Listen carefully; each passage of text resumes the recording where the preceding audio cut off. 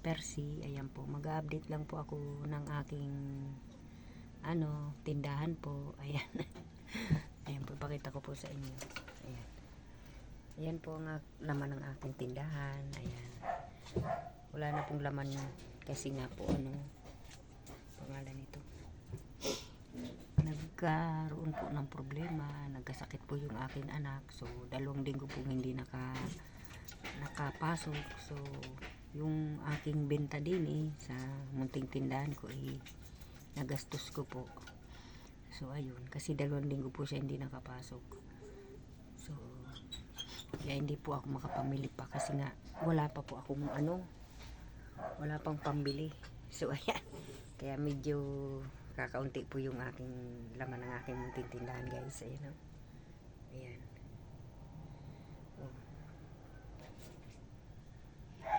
Ayan po. Pero po kung hindi po nagkasakit yung aking anak, hindi naman po siguro hindi naman po namin magagalaw yung puhunan kasi nga nagbibigay naman siya sa atin na para sa pagkain. So yun na nga po, nagkasakit po siya, 2 linggo hindi nakapasok, hinika po. So kasi parehas po kami mag-ina na hinihika palagi pagka ganitong mainit. Singga po ang hika namin, kaya yun po. Kaya pasensya na po Sir Ruel kung hindi po ako nakakapag-update kasi nga nahihiya po ako mag-video ng kakaunti yung aking laman ng aking tindahan, guys. So ayan, kaya po hindi po ako makapag-update. Ayan, ayan po ang laman ng aking munting tindahan, guys. Di ba? Kakaunti na po.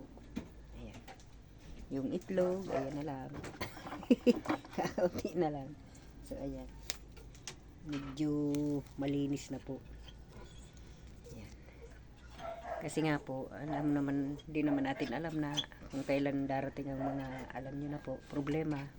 So ayan, kaya po hindi po ako makapag-update. Ayan, pasensya na po kayo. Ayan po, itong laman may kaunti pa naman. Ayan.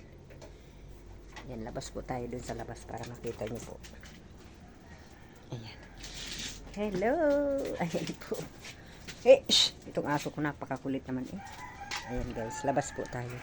Maaga pa po, ang aga pa ng, kaya medyo tahimik pa, kaya ako nakapag-video. Ayan, guys. Ayan po si Ruel, yung aking, ayan po yung labas ng aking munting tindahan, guys. Ayan. Ayan. Diba? So nakakahiyaman, pero yan po talagang totoo. Nagkasakit yung aking anak, so hindi nakapasok. Siyempre diyan kukuha ng pagkain araw-araw. Kaya yan, yung puhunan nagastos muna. So ayan, hindi nga po ako makapagtinda rin ng bigas kasi nga ang mahal po ng bigas, hindi kaya. Kaya ayan, basta lahat po ng bilihin tumaas, kaya napunta lahat ng lahat ng araw-araw na panggastos diyan ko nakuha sa tindahan po. So ayan po, ito po yung labas ng aking munting tindahan. Malit lang po yan, Sir Ruel. Ayan. Malit na nga lang, hindi pa mapuno. Ayan po, sa mahal ng bilihin po. Tapos nagka-problema pa, nagkasakit yung aking anak. So yung puhunan dyan nagastos po. So ayan po. Ayan po, maraming salamat po. Kahit ganun ang ang nangyari, pero pag nakatrabaho naman siya ulit, baka malagyan ulit po ng laman. Ayan. Alam niyo naman po, single mom ako. So kami lang dalawang mag-ina nagtutulungan. Ay pag hindi po siya nakapagtrabaho, wala. Ayan. Kaya naman po ako humingi ulit ng tulong kay Sir Ruel kasi kakabigay niya lang po. Hindi po ba? Diba? Kaya pasensya na kayo kung hindi ako nakakapag-update kasi nga ayan. Kakaunti po ang laman. So sa madaling salita po, yung puhunan nagastos po kasi nga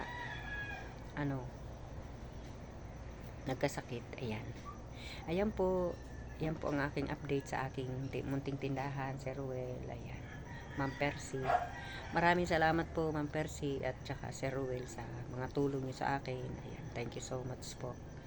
Ayan po. At sa buong team Ruel Lipat, maraming salamat po. Ayan po. Bye-bye. God bless po. Thank you so much po.